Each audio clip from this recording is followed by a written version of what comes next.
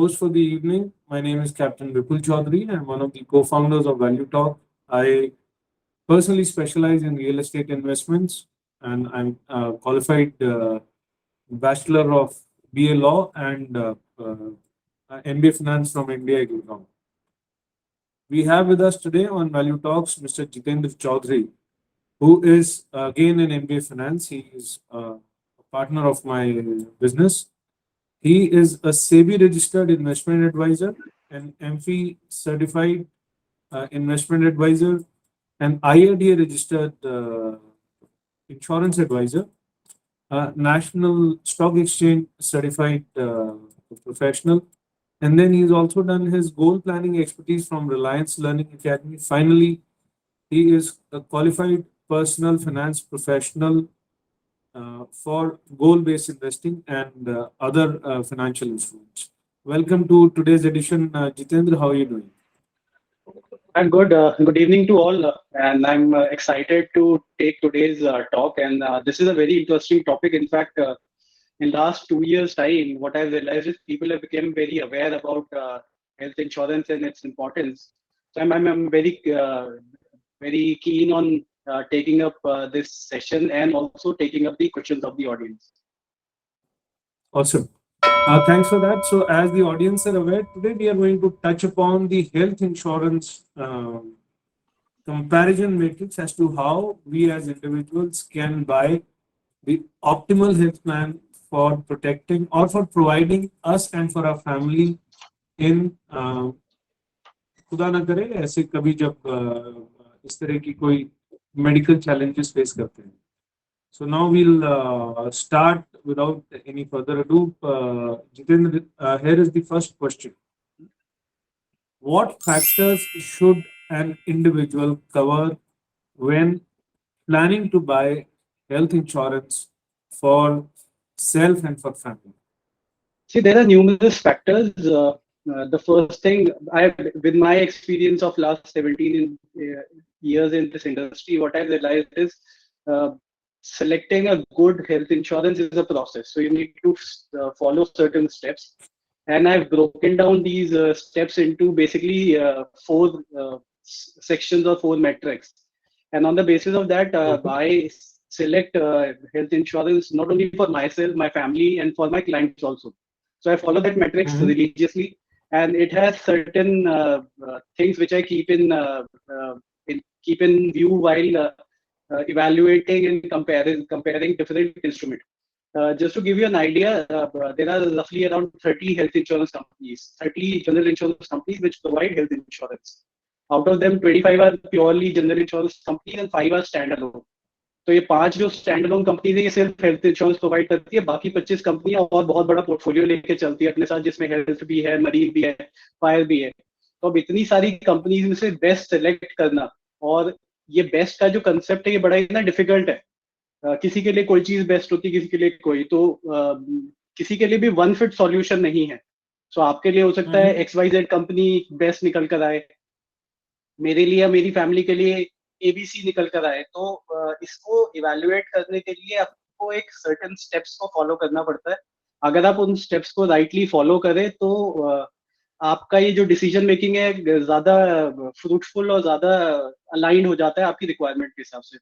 तो अगर मैं इन स्टेप्स को आपके साथ शेयर करूं, पहला स्टेप जो आता है इसमें वो शुरुआत होती है ये आइडेंटिफाई करने से कि मुझे कवरेज चाहिए कितना. सो सबसे पहला सवाल जब भी कोई हेल्थ इंश्योरेंस लेता है उनके जहन में यही आता है कि कवरेज हो तो हो कितना. तो कुछ लोग हैं जिन्होंने कहीं ना कहीं अपना होमवर्क करा होता है, तो उन्हें आइडिया होता है कि हाँ इतना कवरेज मैं लूंगा तो मेरे लिए सफिशिएंट होना चाहिए. जिन लोगों को ये आइडिया नहीं है या जिनको ये है कि मैं कंफ्यूज हूँ मुझे कितना कवरेज लेना चाहिए, तो इसके लिए एक बेसिक सा एक फॉर्मूला भी है. उसके अलावा कुछ फैक्टर्स हैं जो अगर आप ध्यान में रखेंगे तो हो सकता है आप ऑप्टिमम कवरेज अपने लिए ले सकें. तो अगर फैक्टर्स की बात करें तो सबसे पहला फैक्टर आ जाता है while doing a calculation in terms of understanding how much coverage you need is the number of members. मतलब मेरी फैमिली में कितने लोग हैं जिनको ये कवरेज चाहिए. मैं हूँ, मेरे स्पाउस है, मेरे बच्चे हैं. अगर पेरेंट्स है तो मैं क्या उनको भी अपनी इंश्योरेंस पे कवर करना चाहता हूँ या उनकी ऑलरेडी कोई कवरेज है जो एग्जिस्टिंग चल रही है. तो इट्स पहली चीज तो नंबर ऑफ मेंबर्स हो गए. दूसरी चीज ये हो गई कि आप ये देखते हैं कि फैमिली में जिनके लिए आप हेल्थ इंश्योरेंस लेना चाह रहे हैं उनको कोई प्री एग्जिस्टिंग इलनेस तो नहीं है। तो अगर प्री एग्जिस्टिंग इलनेस है तो आपको उसको फैक्टर इन करना पड़ता है, क्योंकि कोई भी कंपनी डे वन से प्री एग्जिस्टिंग को कवर नहीं करती है। तो आपको वो जो वेटिंग पीरियड है उसका ध्यान रखना पड़ता है कि अगर आप कोई कंपनी के साथ ये हेल्थ इंश्योरेंस लेना चाह रहे हैं तो आपको 1 साल, 2 साल, 4 साल, कितने साल वेट करना पड़ेगा उन प्री एग्जिस्टिंग को भी कवर करने के लिए, जो कि एक बहुत इंपॉर्टेंट फैक्टर है। उसके अलावा आज की डेट में जिस तरीके से कॉस्ट ऑफ हॉस्पिटलाइजेशन, ट्रीटमेंट्स ये सब बढ़ती जा रही है, तो आपको उसको भी फैक्टर इन करना पड़ेगा। और सबसे लास्ट में महंगाई। तो आज अगर आपको लगता है मैं 5 लाख का कवरेज ले लूँ और वो सफिशिएंट रहेगा जिंदगी भर, तो ऐसा होने नहीं वाला है। तो आपको कहीं ना कहीं इन्फ्लेशन को भी, महंगाई दर को भी ध्यान में रखना पड़ेगा। अ, थोड़ा सा कॉम्प्लिकेटेड हो जाता है जब आप इन फैक्टर्स को देखते हैं। तो इसको कैलकुलेट करने का भी एक तरीका है, आप चाहो तो उसको यूज करके आप कहीं ना कहीं एक ऑप्टिमम कवरेज तक पहुंच सकते हैं, जिसका बेसिक सी कैलकुलेशन है। आपकी जितनी भी सैलरी है, एनुअल सैलरी, उसको हाफ कर दीजिए और उसमें अपना पिछले 3 साल का जो भी आपने मेडिकल पे खर्चा किया उसको ऐड कर दीजिए। जस्ट टू एक्सप्लेन, मान लीजिए किसी इंडिविजुअल की इनकम है 20 लाख रुपए, तो 20 लाख का आधा यानी 50%, विच इज अप्रोक्सीमेटली 10, मतलब 10 लाख रुपीज। और उन्होंने मान लीजिए पिछले 3 साल में अपनी फैमिली पे या अपने पे 3 लाख रुपए का खर्चा किया है हेल्थ हेल्थ के ऊपर या मेडिकल के ऊपर। तो 10 + 3 यानी 13 लाख रुपए का कम से कम कवरेज उनका होना चाहिए at this point of time. जैसे जैसे सैलरीज बढ़े और मेडिकल एक्सपेंसेस बढ़े, आप इसको टॉप अप करते जा सकते हैं आगे चल के। तो ये एक बेसिक सा तरीका है कैलकुलेट करने का। बाकी इंडिविजुअल और फैमिली पे डिपेंड करता है वो कितना और कवरेज चाहते हैं अपने लिए, बट एटलीस्ट ये मिनिमम एक क्राइटेरिया ये है कैलकुलेट करने का। उसके बाद दैट इज वेरी इंफॉर्मेटिव। आपके 4 पॉइंट्स को मैं वापस से रिकैप कर देता हूँ। कितने मेंबर्स को हमें हेल्थ कवरेज दिलवाना है, जी उनमें से किसी को कोई पहले से प्री एग्जिस्टिंग या पहले से कोई बीमारी तो नहीं है। जी तीसरा आपने बोला कि बेसिक कॉस्ट मैं क्या समझता हूँ या मेरा एक स्टैंडर्ड क्या है जिसके हिसाब से मैं वो हॉस्पिटलाइजेशन या मेडिकल ट्रीटमेंट लेना चाहूंगा। और चौथा आपने बोला राइजिंग मेडिकल इन्फ्लेशन, मतलब अगर आज कोई प्रोसीजर मुझे लगता है कि 2 लाख रुपए में होता है तो आज से 5 साल बाद वो कितने में होगा, उस हिसाब से टॉप अप प्लान्स वगैरह को भी फैक्टर इन करना चाहिए। जी जी बिल्कुल सही। अ, ये तो आपने सही बोला, लेकिन जैसा आपने खुद कहा 30 कंपनीज हैं जो हेल्थ इंश्योरेंस प्रोवाइड करती हैं, और हर एक अगर 10 प्लान भी प्रोवाइड करता होगा तो 300 प्लान। जी अब 300 प्लान में थे मेरे जैसे अनभिज्ञ आदमी को जो हेल्थ इंश्योरेंस के बारे में सिर्फ ये जानता है कि मुझे हेल्थ इंश्योरेंस लेना है, हाँ उन जी। 300 प्लान में से मैं अपने लिए कौन सा सूटेबल प्लान है, उसके लिए मैं क्या क्राइटेरिया, किन किन चीजों पर कंपैरिजन करूं।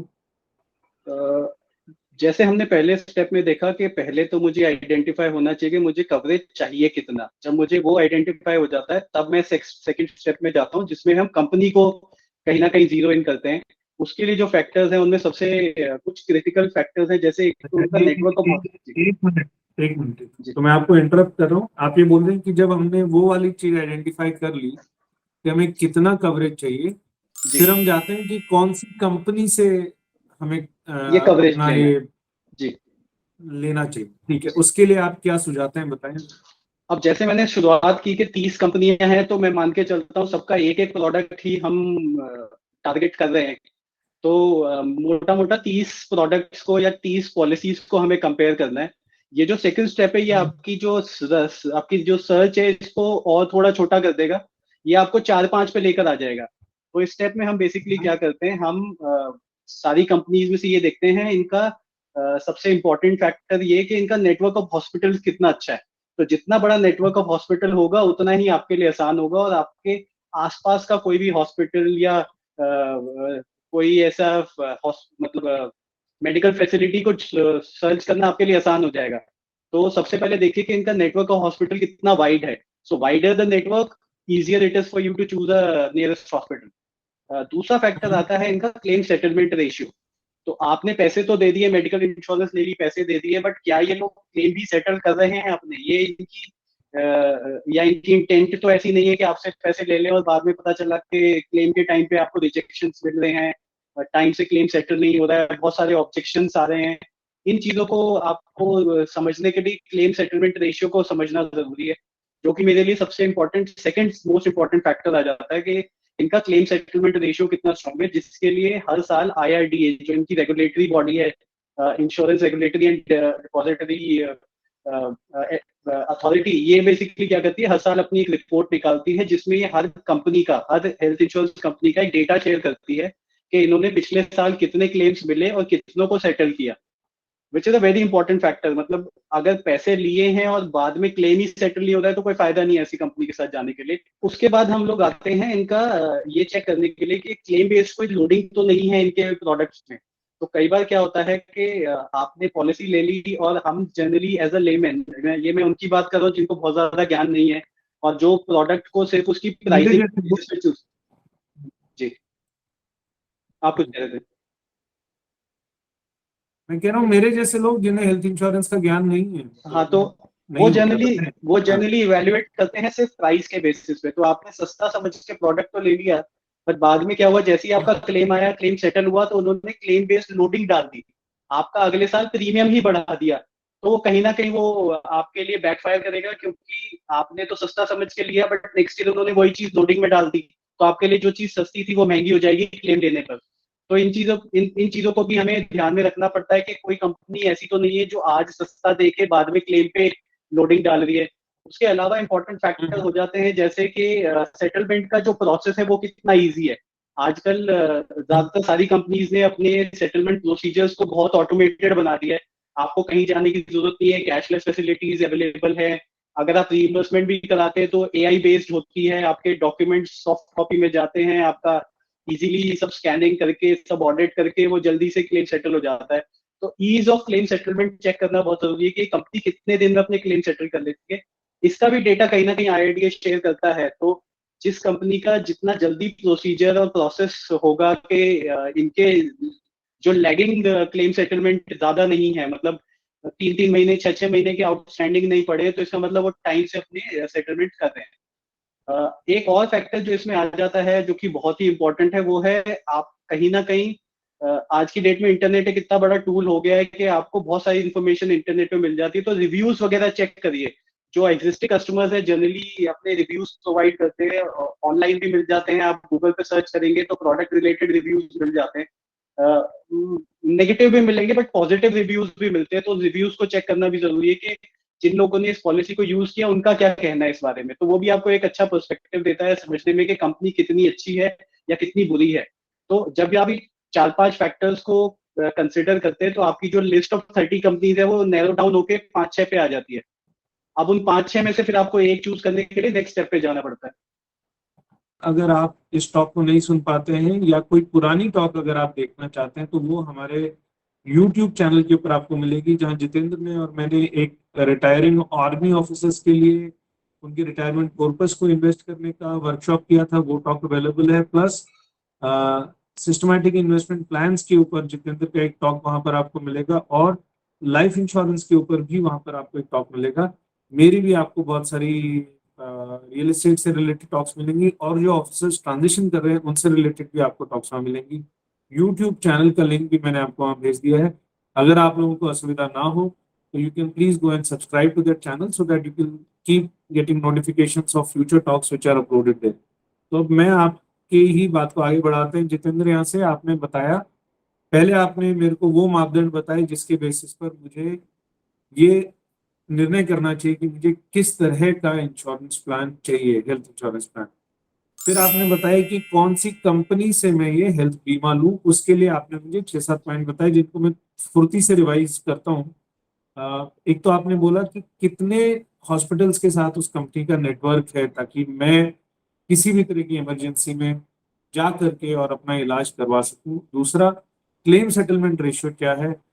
तीसरा, ऐसा तो नहीं कि आज सस्ता दे रहा है भविष्य में क्लेम लिया और उसके बाद में क्लेम लोडिंग करके प्रीमियम बढ़े है। जी, चौथा, ईज ऑफ क्लेम सेटलमेंट कितना है कि भाई मेरा आदमी बीमार है और मैं चक्कर काट रहा हूँ जी मेरे को पैसे कब मिलेंगे, या कब हमारा, या हो भी गया उसके बाद में कब जो है वो हमारा पेमेंट या क्लेम कब तक आएगा। और लास्ट आपने बोला कि कंपनी, ये कंपनी को चूज करने का है कि कंपनी के बारे में जर्नल एक एक उनकी किस तरह की बाजार की रेपुटेशन है उसको जी, समझा जाए और जी, रिव्यूज को जी, पढ़ा जाए। बिल्कुल। तो इस सब के बाद में जब हमने ये देख लिया कि हमें कितना क्लेम, मतलब हमें कितना हेल्थ बीमा चाहिए, प्लस हमने ये देख लिया कि कितना हमको किन 4-5 टॉप कंपनी से करना है, अब जो मेरे को अपने लिए प्लान चूज करना है, उसके लिए आप क्या मापदंड या गाइडिंग 7-8 चेकलिस्ट मुझे दें। जब हम कंपनीज को कंपेयर करते हैं तो ये जो मेरा सेकंड स्टेप था, इसमें मेरी कंपनीज ना नैरो डाउन होके 5-6 पे आ जाती है। मतलब मैंने जो देखा है वो जनरली ठीक है। टॉप 4 या 5 मेरे पास रह जाती है, क्योंकि बाकी सब ऑब्वियसली बात है, मैं अगर क्लेम सेटलमेंट देख रहा हूँ, नेटवर्क हॉस्पिटल्स देख रहा हूँ, बाकी रिव्यूज वगैरह देख रहा हूँ, तो सबका सब कुछ अच्छा नहीं होगा। उसमें से 3-4 ही ऐसी होंगी जो टॉप 4-5 निकल कर आएंगी। जब ये तो टॉप मैंने 4, अपने टॉप 5 की लिस्ट बना दी। जी अब उनसे मुझे लास्ट में अपना अब खरीदना है ना बीमा, जी हेल्थ जी बीमा लेना है, तो अब जी। उसके लिए क्या किया जाए। तो एक्चुअल कंपैरिजन स्टेप नंबर 3 पे शुरू होता है, क्योंकि मैंने 5 कंपनी आइडेंटिफाई कर ली है। तो सबसे पहले ये देखना है किसका जो कवरेज बेनिफिट्स है सबसे ज्यादा है, मतलब जिनकी इंक्लूजन लिस्ट जो सबसे बड़ी होगी और एक्सक्लूजन लिस्ट कम से कम होगी। मतलब जिन्होंने अपने फीचर्स में लिखा हुआ है कि हम आपकी हर तरीके की मेडिकल फैसिलिटीज को किसी कंडीशन के साथ या बिना किसी कंडीशन के कवर करें। सो बेसिकली अगर इसे कहा जाए सिंपलेस्ट फॉर्म में, तो इंक्लूजन लिस्ट बड़ी हो, एक्सक्लूजन लिस्ट छोटी हो, मतलब मतलब जिसके विदाउट मेनी नखरे कम। नखरे कम हो। मतलब जितने ज्यादा हो, जैसे अगर मान लीजिए आप देखिए, कवरेज तो सबकी कॉमन है, मैंने 5 लाख का कवरेज लिया तो वो तो सभी दे रहे हैं, बट उसके अलावा वो मुझे क्या बेनिफिट्स दे रहा है। लाइक जैसे कुछ कंपनियां होती है वो आपका आपका हेल्थ चेकअप साल का एक फ्री कर देती है, साथ में आपको कुछ चीजें कैशलेस कर देती है। आप अगर क्या कहते हैं नंबर ऑफ मेंबर्स ज्यादा रख रहे हैं फैमिली के, तो आपको डिस्काउंट थोड़ा सा ज्यादा दे देगी। उसके अलावा कुछ चीजें ऐसी होती हैं, जैसे मान लीजिए कि मैटरनिटी बेनिफिट, अगर आप उनके साथ कंटिन्यूटी के साथ रहते हैं, मतलब मान लीजिए मैं नाम नहीं लूंगा प्रोडक्ट का ना कंपनी का, अगर आप मान लीजिए उस कंपनी के साथ जा रहे हैं, वो 2 साल तक आप उनको कंटिन्यूटी बेनिफिट लेते हैं उनका, तो तीसरे साल में आपका मैटरनिटी बेनिफिट भी वो कवर कर लेते हैं। प्री एग्जिस्टिंग इलनेसेस का जो वेटिंग कंपनी का पीरियड, नाम दे दीजिए, कोई बात नहीं, चलिए हम आपको ये छूट देते हैं, बताइए। आईसीआईसीआई लॉम्बार्ड का एक प्रोडक्ट है, जिसके अंदर अगर आप 2 साल तक उनके साथ कंटिन्यू करते हैं, तो तीसरे साल में वो मैटरनिटी बेनिफिट को ऐड कर देते हैं उसके अंदर। तो उससे ये हो जाता है कि ओके। अगर कोई आगे चल के प्लान कर रहा है कि हाँ हम लोग फैमिली प्लान करेंगे और 2 साल 3 साल के बाद वी आर एक्सपेक्टिंग, तो आज पॉलिसी लेने के बाद ये उनको एक एड ऑन बेनिफिट हो गया, जो कि हो सकता है बाकी पॉलिसीज ना दे। तो ऐसे कुछ कुछ मैंने फीचर्स आपको होते हैं। कंपनी का नाम देने के लिए इसलिए कहा ताकि ऐसा न लगे कि आप हवा में बात कर रहे हैं, मतलब एक्चुअल में ऐसा प्रोडक्ट, इस तरह की सुविधाएं, इस तरह के प्रोडक्ट्स और उनके फीचर्स एक्चुअल में है मार्केट एक्चुअल में है, और बहुत सारी कंपनीज है जिनकी अगर आप एक्चुअल में इंक्लूजन लिस्ट को चेक करेंगे तो बहुत सारी बेनिफिट्स आपको दिखेंगे, जो कि अगर आप कॉस्ट के बेसिस पे कहेंगे कि अच्छा सस्ती वाली लेते हैं, तो सस्ती वाली में हो सकता है वो इंक्लूजन ना हो। तो कहीं ना कहीं ये में। फीचर्स को और वो लिस्ट को कंपेयर करना बहुत जरूरी है, कि अगर मैं किसी चीज के लिए 100 रुपए दे रहा हूँ, दूसरी चीज 110 की पड़ रही है, तो वो 10 रुपए में मुझे एडिशनल बेनिफिट्स के इंक्लूजन क्या मिल रहे हैं, तो मेरा कवरेज क्यों किस किस रीजन से बढ़ रहा है उसके अंदर। उसके अलावा कस्टमाइजेशन का ऑप्शन एक बहुत इंपॉर्टेंट फीचर है, जिसमें कि कंपनी आपको कुछ चीजों को ऐड ऑन करने के लिए देती है। जैसे काफी सारी पॉलिसीज है, अब एक पॉलिसी की ना बात करके हम मल्टीपल पॉलिसी की बात करते हैं, जिसमें आप पर्सनल एक्सीडेंटल इंश्योरेंस भी ऐड कर सकते हैं, कि अच्छा मैं मेडिकल तो ले ही रहा हूँ, अगर मान लो पर्सनल एक्सीडेंट भी ऐड करना चाहता हूँ वो भी मैं कर सकता हूँ। क्रिटिकल इलनेस का मेरे को लगता है कि बहुत इंपॉर्टेंट है मेरे लिए, तो मैं उसको भी कस्टमाइज करके अपने लिए ऐड कर सकता हूँ। तो आपको ये देखना है कि वो जो 5-6 कंपनी आपके पास आ गई, उनमें कस्टमाइजेशन का कितना ऑप्शन है, क्या आप अपने समझ मुताबिक गया, चीजों को। मतलब मैं अपने कोड को 3 बटन बनवाऊं, 2 बटन बनवाऊं, उसमें जी मेटल बटन्स लगाऊं, उसमें अंदर की लाइनिंग कैसे लगाऊं, क्या वो ऑप्शंस मुझे अवेलेबल हैं, अगर मैं अपनी चीज को कैसे टेलर मेड बना सकता हूँ, तो और थोड़ा आगे बढ़ाएं सर। जी, उसके बाद आपको कंपेयर करना है उनका प्रीमियम। अब शोशाबाजी तो बहुत हो गई, प्रोडक्ट भी बहुत अच्छा मिल गया, फीचर्स भी बहुत अच्छे मिल गए, but premium extra ordinarily high है। मतलब जो चीज मुझे 100 रुपए में मिलनी चाहिए, उसके लिए मैं 150-200 रुपए नहीं खर्च करूंगा, तो मुझे कहीं ना कहीं प्रीमियम को भी कंपेयर करना पड़ेगा, कि कहीं ऐसा तो नहीं कि बहुत सारी चीजों को डालने की वजह से बहुत महंगा हो गया है। क्योंकि कहीं ना कहीं कॉस्ट को भी मुझे ध्यान में रखना पड़ेगा, मैं सिर्फ फीचर्स के बेसिस पे और फैक्टर्स के बेसिस पे चीजें नहीं अपने लिए कंज्यूम कर सकता, मुझे कॉस्ट को भी अपने ध्यान में रखना है, तो प्रीमियम को चेक करना बहुत जरूरी है। को पेमेंट का एक क्लॉज होता है जो कि कई बार हम नजरअंदाज कर देते हैं। हमें लगता है कि ये हमें सस्ते में मिल रहा है और इसको ले लेना चाहिए। उसमें एक क्लॉज होता है जिसमें लिखा होता है को पेमेंट। तो जब भी आपको कोई क्लेम सेटल करना होगा तो कुछ परसेंटेज आपकी जेब से निकलेगा, बाकी कंपनी देगी। तो काफी सारे प्रोडक्ट है जिसके अंदर ये ना एस्ट्रिक डाल के पॉलिसी वर्डिंग में डाला हुआ होता है, आप उस पर ध्यान नहीं देते हैं।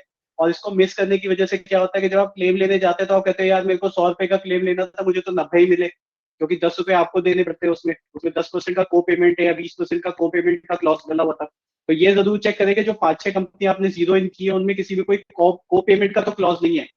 और उन्होंने कोई सब लिमिट्स तो नहीं डाल रखी है। सब लिमिट कैसे होती है, मान लीजिए रूम रेंट के ऊपर सब लिमिट डाल दी कि हम रूम का जो है हॉस्पिटल के रूम का सिर्फ 2,000 रुपए पर डे ही देंगे, या 2,000 रुपए देंगे, या 1,000 रुपए देंगे। ऐसे सब लिमिट होने से आप कहीं ना कहीं आपकी जो ऑप्शंस होते हैं वो लिमिटेड हो जाते हैं। आपको उन्हीं हॉस्पिटल में जाना पड़ेगा जितने में ये कमरा मिलता हो। ज्यादा कमरा महंगा होगा तो बाकी पैसे आपको देने पड़ेंगे, जो कि एडिशनल कॉस्ट हो जाती है। देखिए आपने इलाज अच्छे डॉक्टर से कराया और उसके बाद आपको वार्ड के अंदर शिफ्ट होना पड़ा है इंस्टेड ऑफ इंडिविजुअल रूम, जी अगर जी आप जी। उस तरह का प्रीमियम देके वो चाहते थे तो जब आप ये कंपैरिजन कर रहे हैं तो सब लिमिट्स पे ध्यान रखें कि कोई सब लिमिट या को पेमेंट क्लॉज तो नहीं डला हुआ है, तो सस्ते के चक्कर में कहीं ऐसा ना हो जाए कि आउट ऑफ पॉकेट एक्सपेंसेस बढ़ जाए आपके। आप तो एक मान के चल रहे कि सब कुछ कंपनी पे करेगी, बट पता चला 20-25% आपकी जेब से निकल गया। तो वो चीजों का ध्यान रखना जरूरी है। एक और इम्पोर्टेंट फैक्टर है कंपनीज को कंपेयर करते time, pre and post hospitalisation का पीरियड। तो जिस जिस भी कंपनी का प्री एंड पोस्ट हॉस्पिटलाइजेशन का पीरियड बड़ा हो, मतलब ज्यादा दिन का कवरेज हो, वो उसके साथ जाना ज्यादा सेंसिबल होता है। क्योंकि कई बार ऐसी दिक्कतें आती हैं जिसमें कि आपका हॉस्पिटलाइजेशन होने का पीरियड जो है वो हो सकता है डॉक्टर के नहीं अभी नहीं आपको एडमिट होना है, आप 1 महीने बाद या 2 महीने बाद आना, अभी आप घर से ही ट्रीटमेंट करो। तो वो चीजें प्री हॉस्पिटलाइजेशन में आती हैं। और कुछ कंपनियां 30 दिन का कवर करती है, कुछ 45 दिन का कवर करती है प्री हॉस्पिटलाइजेशन का। सिमिलरली पोस्ट हॉस्पिटलाइजेशन भी ऐसा नहीं कि बंदा एकदम से फिट होकर चलना फिरना शुरू कर देता है। कुछ कंडीशन में, सर्जरीज में आपको हॉस्पिटल से वापस घर आने के बाद भी 30 दिन, 40 दिन, 45 दिन बेड रिडन रहना पड़ता है। तो वो एक्सपेंसेस भी कंपनी कब तक कवर कर रही है वो जानना जरूरी होता है। तो जितना बड़ा pre and post hospitalisation period company दे रही है उतना ही आपके बेनिफिट के लिए काम करेगा।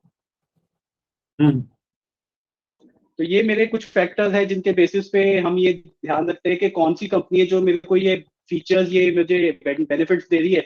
जिसपे सबसे ज्यादा टिक लगेंगे वो मेरी कहीं ना कहीं लिस्ट में ऊपर आ जाएगा, जिसमें ये चीजें नहीं होंगी वो मेरी लिस्ट में नीचे चला जाएगा। बहुत बढ़िया जितेंद्र जी, आपने बहुत अच्छे से इसको कवर किया। मैं सिलसिलेवार तरीके से आप ही की बात को एक बार रिकैप कर देता हूँ। तो आपने बोला जी सबसे पहले कवरेज बेनिफिट देखा जाए प्लान में कि इसमें कौन से जी। इंक्लूजन्स हैं और कौन से एक्सक्लूजन्स हैं, एक्सक्लूसिव। जी इसको ये अभी शुरू में शामिल नहीं करेंगे। दूसरा, मेरी पर्सनल जरूरतों के हिसाब से मुझे क्या कस्टमाइजेशन दे सकते हैं। जी थर्ड, आपने बोला कि वो सब करने के बाद प्रीमियम भी अक्रॉस चेक करना पड़ेगा जो मेरे 4-5 इंश्योरेंस हैं उसमें। फिर उनमें सब लिमिट्स क्या है कि पता लगे आप इलाज तो 2 लाख का करा सकते हैं बट कमरा 1,000 ही रुपए का मिलेगा। जी तो अगर ऐसी सब लिमिट्स हैं तो उनका क्या किया जा सकता है। फिर आपने बताया को पेमेंट क्लॉज की भाई अगर मैंने 4 लाख का क्लेम लिया तो मुझे उसमें या 100% 4 लाख रिवर्स हो जाएगा या मुझे अपने भी उसमें 30, 40, 50 हजार लाख रुपए लगाने पड़ेंगे, वो जी देखना पड़ेगा।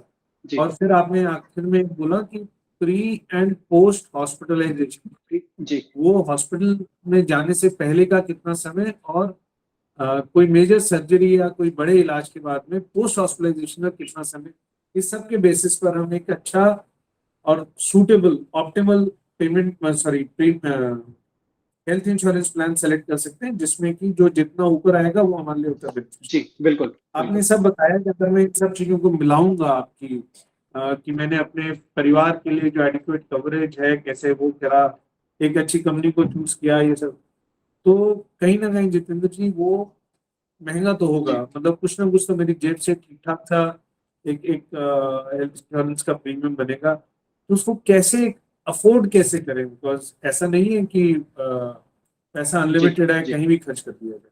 देखिए उसको काउंटर करने का पहला तरीका तो ये है कि हर कंपनी आपको इंस्टॉलमेंट में प्रीमियम पे करने का ऑप्शन देती है। तो अगर आपको लगता है कि एक मुश्त पेमेंट करना साल में एक बार आपके लिए मुश्किल हो रहा है, तो आप उसको मंथली, हाँ क्वार्टरली या हाफ ईयरली पेमेंट में ही कर सकते हैं। उससे ये बट होगा वो कि आपके ऊपर। जी। हर बार उनको चेक देते रहो। नहीं, आजकल सब कुछ ऑनलाइन होता है, ईसीएस भी करा सकते हैं आप, वो तो ऑटो डेबिट हो जाते हैं। आपको ये मेक श्योर करना है कि जब भी पेमेंट ड्यू हो आपके अकाउंट में वो बैलेंस रहना चाहिए। तो अगर मान लीजिए किसी का प्रीमियम, ये मैं एक हाइपोथेटिकल नंबर लेके चल रहा हूँ कि मान लीजिए 50,000 रुपये प्रीमियम आया। अब वो 50,000 एक साथ देना हो सकता है दिक्कत हो, बट अगर वही 12,500 रुपये की किस्त हो क्वार्टरली तो आसान हो जाएगा। वही अगर 4,000 रुपये महीना हो तो और आसान हो जाएगा। तो अगर आपको इतनी दिक्कत हो रही है कि आप एनुअली नहीं कर सकते 50,000 रुपये का payment towards the health insurance, so you make sure कि आप उसको कुछ टुकड़ों में पेमेंट करें और हेल्थ इंश्योरेंस ले जरूर, क्योंकि तो आपने जब आप, बीमा किस्तों पे कर दिया, मतलब हाँ जी, आपने बीमा किस्तों पर कर दिया। आप बीमा किस्तों पे, जब आप घर किस्तों पे खरीद सकते हैं तो अपनी हेल्थ के लिए भी आप ये एक किस्त ही मान के चलिए जो आपको जब बेनिफिट देगी।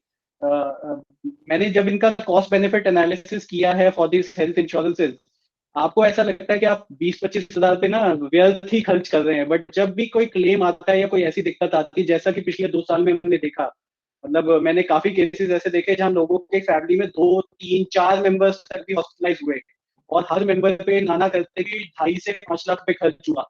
तो अगर आप देखें, मैं कहता हूँ 4 मेंबर 2.5-2.5 लाख भी खर्च करते हैं अगर चारों के ऊपर, तो 10 लाख रुपए का खर्चा।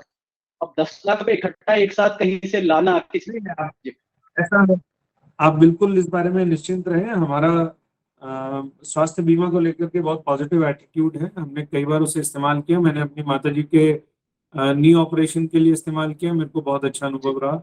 मेरी बेटी बहुत छोटी थी तब उसका एक घर में छोटा सा एक्सीडेंट हो गया, तो हमारे एक दिन में उसकी सर्जरी का 80-90 हजार रुपये का क्लेम आया, जो एक ही दिन में और दोनों अलग अलग कंपनियों से था, दोनों से हमारा बड़ा अच्छा जी अनुभव रहा।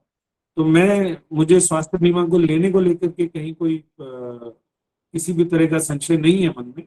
सिर्फ ये था कि आपने सुविधा उसको और कर दिया कि भाई बीमा भी किस्तों पे ले लो, बट जी। अपने को एक प्रोटेक्टेड रखो। तरीका तो ये हो गया जो अभी हमने बात करी कि इसको इंस्टॉलमेंट में पे कर दो। दूसरा आप ये कर जी। सकते हैं कि अगर आपको बड़ा सम एश्योर्ड चाहिए, बड़े से मुझे मेरा मतलब है 20 लाख, 25 लाख, 50 लाख, आजकल लोगों की रिक्वायरमेंट वैसी भी आ गई। अगर मल्टीपल फैमिली मेंबर्स को कवर करना है, 3, 4, 5 लोगों को कवर करना है, तो 10 लाख रुपए सफिशियंट उनको नहीं लगता। तो उनको लगता है मुझे 25 लाख का या 30 लाख का कवर चाहिए। तो उसके लिए सबसे अच्छा तरीका है कि आप एक बेस पॉलिसी लो जो कि बेयर मिनिमम अमाउंट की हो, मे बी 5 लाख, 10 लाख की, और उस पर एक सुपर टॉपअप प्लान डाल दो जो आपकी कॉस्टिंग भी कम करेगा और आपको एक बड़ा सम एश्योर्ड भी दिलवाएगा। तो एग्जाम्पल के तौर पे मान लीजिए किसी को 25 लाख का सम एश्योर्ड चाहिए, तो उस केस में वो क्या कर सकते हैं, 5 लाख या 10 लाख की एक बेस पॉलिसी ले सकते हैं। अगर मान लीजिए 5 लाख की पॉलिसी ली तो बाकी का 20 लाख जो है वो एक टॉपअप पॉलिसी से करा सकते हैं, जो कि कॉस्ट वाइज इस 5 लाख की पॉलिसी का ऑलमोस्ट हाफ या 1/3 में आ जाएगा। और तो दोनों को अगर वो कॉम्बो बना के लेंगे तो कॉस्ट वाइज बहुत इफेक्टिव रहेगा उनके लिए। तो अगर दोनों को यूज कर लें कि मंथली पेमेंट भी कर लें और टॉपअप ले लें, तो फिर एक काफी जी कन्वीनियंट हो सकता है अपने परिवार को एक तरह से बिल्कुल। जी हेल्थ इंश्योरेंस का कवरेज देना, वो एक प्रोटेक्शन प्रोवाइड करना कि भाई परेशान ना हो, भगवान ना करे जी बीमारी घर में आ गई तो आपको बेस्ट इलाज कराया जाएगा, इलाज के अभाव में आपको दिक्कत नहीं होगी। जी, वो पीस ऑफ माइंड रहेगा हमेशा कि अगर कोई ऐसी बिल्कुल रहेगा। खुदा न खास्ता दिक्कत आई तो मेरे पास बैकअप में प्लान है, मेरे पास पॉलिसी है जिसके थ्रू मैं अपनी फैमिली को और अपना जो है वो सही तरीके से मेडिकल ट्रीटमेंट करा सकता हूँ। बिल्कुल, ये आपने सही कहा, मैं मानता हूँ इस बात को। आपने हमको पिछले 28 मिनट में बहुत अच्छी जानकारी दी। I am very very grateful for that.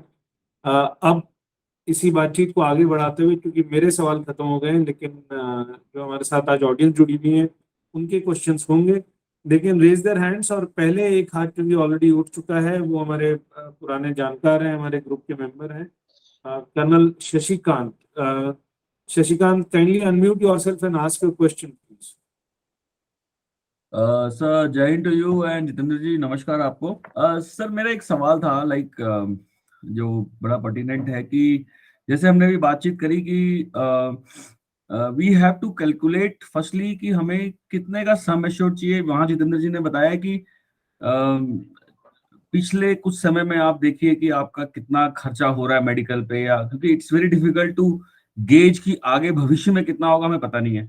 जी चूंकि we are all in arm forces and we are fairly covered for medical coverage, and भविष्य में भी हमें ईसीएचएस की फैसिलिटी रहेगी जब हम रिटायर हो जाएंगे। तो एक ये बड़ा सवाल है, मैंने लास्ट टू लास्ट ईयर अपना मेडिकल इंश्योरेंस, हेल्थ इंश्योरेंस कराया था। पूरे परिवार का, और ये सवाल मेरे दिमाग में काफी समय तक चलता रहा. I could not take a call on it, how to get into that sum assured. And finally जो जितेंद्र जी ने ये बात कही कि आप एक बेस पैक ले लीजिए और उसके ऊपर आप एक टॉप करवा लीजिए. वो ही मैंने किया फाइनली 2 साल पहले. बट एक चूंकि यहाँ काफी एक्सपीरियंस लोग बैठे हैं, तो एक जो सवाल उठता था कि कितने का लें, how much we should get the coverage of health insurance, what should be the quantum of it. It's a big question because ECHS will also continue to certain extent, yes, and health insurance is another, like it's a for me it's a backup plan, more or less. It becomes how to get that particular amount कि कितने का कराना है. वो एक चीज clear हो तो कहाँ से कराना है वो. आपके सवाल को मैं 2 हिस्सों में पहले डिवाइड करता हूँ. फर्स्ट ऑफ ऑल ECHS, जितने भी आर्म फोर्सेस ऑफिसर्स या सेंट्रल गवर्नमेंट के जो कर्मचारी अधिकारी जब भी अपनी सेवा पूरी करके सेवानिवृत्ति करके बाहर आते हैं, तो गवर्नमेंट अपनी ऑब्लिगेशन के तौर पर उनको ECHS और CGHS में कवर करती है. मेरा ये सबको रिकमेंडेशन रहेगा, उन्हें जरूर उस चीज को ऑप्ट करना चाहिए. वो इसलिए ऑप्ट करना चाहिए क्योंकि एक सुविधा है और वो बहुत बड़ा एक कंबाइंड प्लान है, इसलिए उसकी कॉस्ट कम है. ठीक है, उसमें कुछ चैलेंजेस हैं. गवर्नमेंट के पास शायद over a period of time budget कम हो रहा है, तो रिइंबर्समेंट क्लॉजेस में इश्यूज आते हैं, सब कुछ है. बट फिर भी ऐसा नहीं है कि वो फायदेमंद नहीं. तो ऐसे लोगों के लिए जैसे आप हैं, जैसे और बाकी हमारे आर्म फोर्सेस के ऑफिसर्स हैं या CGHS के जो एंटाइटल्ड पीपल हैं, उन लोगों को इसके अलावा जो इंश्योरेंस लेनी है वो usually as a backup. But जो हमने अपने अनुभव में देखा है वो ये है कि ECHS से क्लेम मिलने में अगर समय लग रहा है और आपकी कोई इमरजेंट स्थिति पैदा हो गई, भगवान ना करे ऐसा हो, तो उसके लिए आप कैसे हैंडल करेंगे, उसके लिए हमें हेल्थ इंश्योरेंस काफी फायदेमंद देती है. हमारे बहुत सारे क्लाइंट्स मेरे और जितेंद्र के जो है वो आर्म फोर्सेज ऑफिसर्स और सरकारी अधिकारी हैं, जिन्हें हम ECHS और CGHS के अलावा एक इंश्योरेंस प्लान में हेल्प करते हैं. उसकी अमाउंट कितनी होगी वो जितेंद्र आपको बताते हैं. सर देखिए, जनरली क्या होता है, इंश्योरेंस चाहे वो लाइफ हो या हेल्थ हो, इसको ऐसा कहा जाता है कि पैराशूट की तरह है. मतलब छोटा बड़ा मैटर नहीं करता, होना जरूरी है. अब कितना होना चाहिए जैसे आपने पूछा, वो डिपेंड करता है आपकी एक्चुअल, आपको रिस्क कितना लगता है.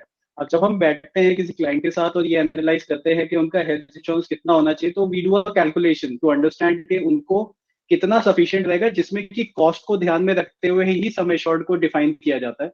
तो अगर मैं आपको रेंज दूं तो रेंज तो बहुत बड़ी है. मतलब बहुत सारे क्लाइंट है जिनका सिर्फ 10 लाख है, तो कुछ ऐसे भी जिनका 50 लाख है. तो it all depends on how much risk do you think कि आपकी फैमिली को और आपके लिए कितना है, जिसको होने से आपको एटलीस्ट ये रहेगा कि हाँ, मैं इसकी कॉस्ट भी बियर कर पाऊंगा, इजीली प्रीमियम पे कर सकता हूँ और इतना मेरे लिए सफिशिएंट होना चाहिए. अब देखिए, मतलब फ्रैंकली स्पीकिंग ऐसा कोई तरीका नहीं है ये कहने के लिए कि अच्छा अगर आप इतना ले लोगे तो इतना सफिशिएंट रहेगा. हो सकता है वो भी कम पड़ जाए, बट होना बहुत जरूरी है, क्योंकि अगर नहीं होगा तो ज्यादा बड़ा गैप है, रादर देन कि अगर 5-6 लाख रुपए शॉर्ट रह गए तो चलो फिर भी काम चल जाएगा. तो मे बी आपके साथ एक बार बैठ के हम लोग थोड़ा सा जो आपकी ऑलरेडी एग्जिस्टिंग कवरेजेस है उनको एनालाइज करके आपको बहुत अच्छे से बता पाएंगे कि जितना अभी है उतना सफिशिएंट है या और चाहिए आपको, या आपने कहीं ओवर इंश्योर्ड तो नहीं कर रखा है. मतलब विद फियर के मुझे बहुत कवरेज चाहिए, तो आपने कहीं ओवर इंश्योर्ड तो नहीं कर लिया. तो वो हमें एक बार आपके साथ थोड़ा सा बैठ के एनालाइज करना पड़ेगा. गुड. तो शशि, अगर आप चाहें तो you can have personalise session with Jitendra. हम अगले सवाल पर चलते हैं. Madan Thakur would like to ask a question. Please unmute yourself and ask your question, Madan sir. Thanks, Vipul. Mr. Jitendra, I'm Lieutenant Colonel Thakur. My this thing is ki I'm a aviator. So when I wanted to take a health insurance, I think around 7 lakh for my family and self. I was not given the health insurance, but my family was given. Initially, I tried from the Apollo. They gave me, but then The call came from the company. I didn't hide anything. When I said I'm an aviator, they canceled the policy without any explanation, and they returned the money also. Thereafter, I'm continuing with the care. I had a good experience. Mhm. Although I'm sure every Fauji family is having a backup of MH and other facility, but this comes handy when you are not with the family and you need the best of the treatment. So know this thing. But now, what is my question is, I'm in the transitioning phase. I'm most likely I'm like I'll be quitting very soon, and I'm out of flying also now. Mhm. That's still flying fit, but not flying now. So can I include my name in the health insurance family for which I bought for my wife and my two kids? Can I add my name into that family? And like my profession was like I was flying, but now I'm not flying, but I'm still in armed forces. So will the premium will be high, or shall I go for health insurance after I quit the army when I'm in a proper civil domain? Okay wonderful. मैं इनके सवाल को सुविधा कर देता हूँ आपको समझने के लिए। जितेंद्र, ये भारतीय फौज के अंदर हेलीकॉप्टर उड़ाते थे, इसलिए हेल्थ इंश्योरेंस कंपनी ने इनको इंश्योरेंस देने से जी। मना कर दिया। अब ये फौज छोड़ रहे हैं, ये जानना चाहते हैं, और ये फौज भी छोड़ रहे हैं और ये फ्लाइंग भी नहीं जी। करेंगे। ये जानना चाहते हैं अब ये कैसे हेल्थ इंश्योरेंस, अगर इनका मन बने तो कैसे ये हेल्थ इंश्योरेंस ले सकते हैं अपने लिए परिवार के लिए, इनको अलाउ कर दिया गया। सर देखिए, जनरली क्या होता है, जब भी आप हेल्थ इंश्योरेंस लेते हैं तो जो एल्डेस्ट मेंबर होता है फैमिली का, उसके बेसिस पे प्रीमियम कैलकुलेट किया जाता है। तो मैं ये अज्यूम करता हूँ कि जब आपको एग्जिट कर दिया मतलब उस पॉलिसी में से, तो आपके स्पाउस की एज के बेसिस पे प्रीमियम कैलकुलेट किया होगा। पॉलिसी का मतलब बेनिफिट मुझे मिल रहा है to claim the IT benefit and everything, but my wife name is the one. मतलब प्रीमियम वगैरह आई थिंक मेरे वाइफ के नेम एज से ही डिसाइड हो रहा है। आपका नाम कहीं मेंशन नहीं है एड ऑन policy टू के दैट, आई सिर्फ इनकम टैक्स रिबेट के लिए, मतलब मेरा नाम लिखा हुआ आता है जी।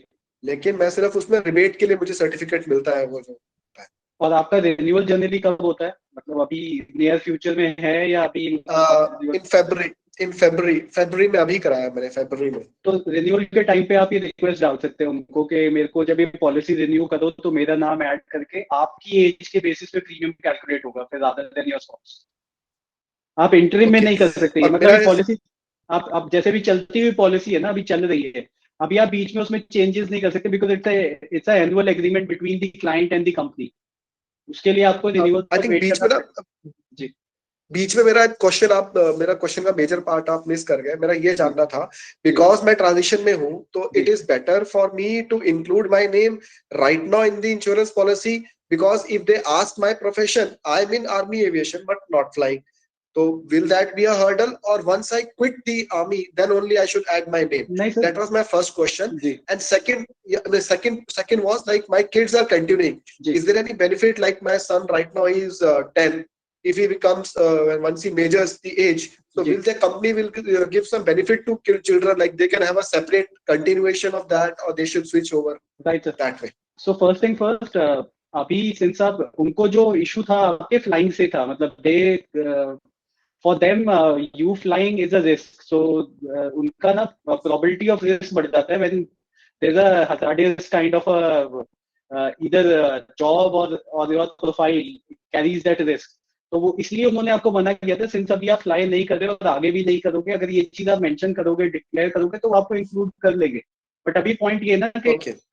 पॉलिसी चलती हुई के बीच में वो नहीं कर सकते ऐसा कुछ भी, अभी पॉलिसी रनिंग है। बट ये रिन्यूअल के टाइम में जब आप मतलब फरवरी में जब आपका रिन्यूअल आएगा ना, उसमें हफ्ते 10 दिन पहले अगर आप ये रिक्वेस्ट डालेंगे कि मुझे भी ऐड कर दो क्योंकि अब मैं फ्लाई नहीं कर रहा हूँ, सो दे शुड कंसिडर, वो आपसे एक सेल्फ डिक्लेरेशन ले लेंगे सिर्फ, और उस self I am sorry to interrupt you here sir, sorry to interrupt you Jitendra.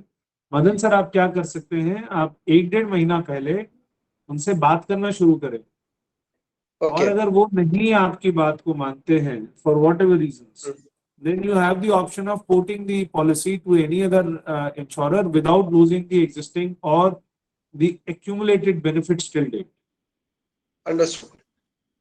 But since the porting procedure takes around a month or so, so if you and you know that the renewal is due in Feb, if you start working around it in the end of December or start of January, so that you understand the plans correctly and then make a switch in case your existing insurer does not agree to your particular demands, then you will have sufficient time and opportunity to make the switch to a more suitable and agreeable insurer. So Jitendra, the please second continue. question for your kids, generally these companies cover till the age of 21. So once your kids are 21, they would be excluded from this policy. But उनको ऐसा नहीं कि coverage खत्म हो जाएगा, उनके लिए एक सेपरेट पॉलिसी हो जाएगी. अभी से मतलब what is the family size like, मतलब how many family members are included in this policy? मतलब आपकी वाइफ है और बच्चे मतलब कितने included है अभी? Son is 11 years old, daughter is 4 years, and Okay. wife is 40. So 10 years down the line, once your son turns 21, they would exclude him from the policy.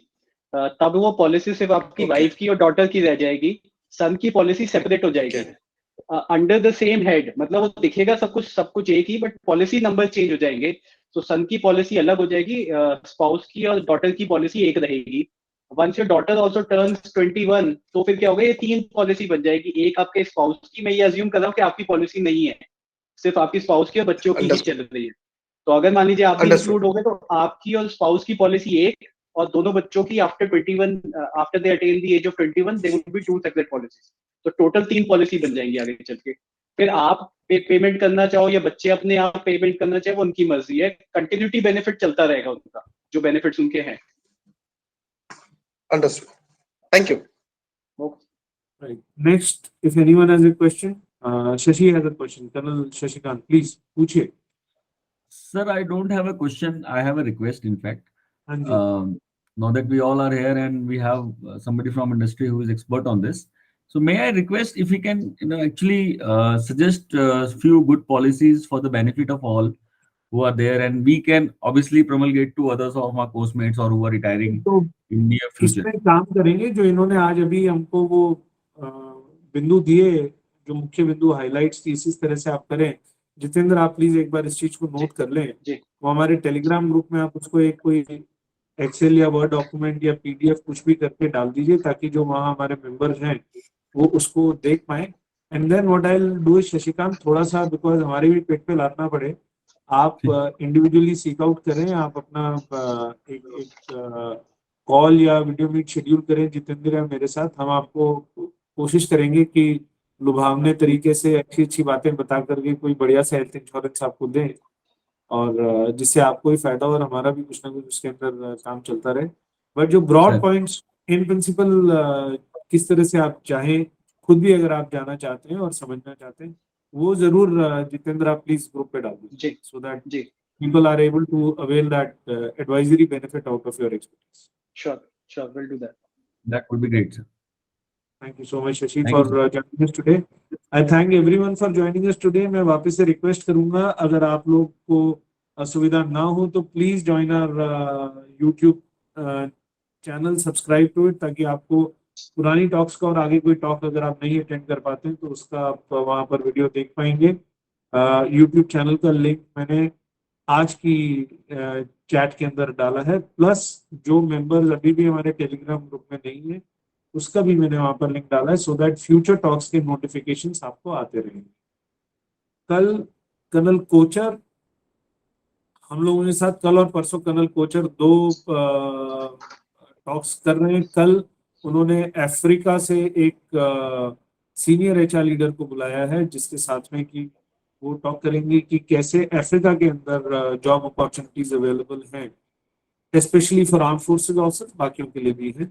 और परसों ही is speaking to a dignitary from career continuation education के हिसाब से, कि अपने career progression में transition के टाइम में या आपको लगता है कि आपकी तरक्की नहीं हुई, तो what are the available opportunities in terms of upskilling yourself. तो ये टॉक्स कल और परसों के लिए, टाइम हमारा वही 8 बजे का रहेगा. Link would be provided in the Telegram group. जो लोग ज्वाइन करना चाहें, they are most welcome. I will say good night to everyone. Thanks for your time. Thank you, Jitendra. Thanks to the wonderful audience. Thank you so much.